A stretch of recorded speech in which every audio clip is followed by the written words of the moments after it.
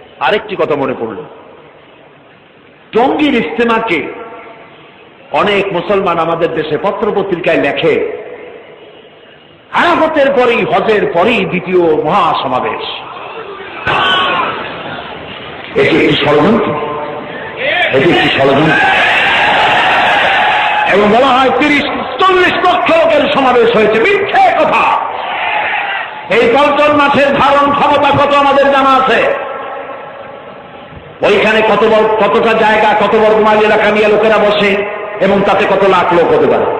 আচ্ছা, যাই হোক, আমি বলতে চাই, টঙ্গীতে যদি 50 কোটি লোক একত্রিত হয়, আরাফাতের 1 ইঞ্চি জমিনের সমান হবে না।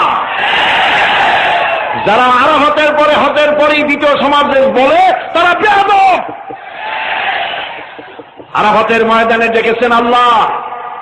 আরাফাতের ময়দানে কে ডেকেছেন? আল্লাহ। আর আরাফাতের ময়দানে হাজির হওয়া ফরজ। আদম আলাইহিস সালাম থেকে শুরু করে সমস্ত পয়গম্বরদের চোখের পানি শুকায়েছে আরাফাতের মাঠে। আরাফাতে যাওয়া ফরজ, টঙ্গীতে যাওয়া নফল।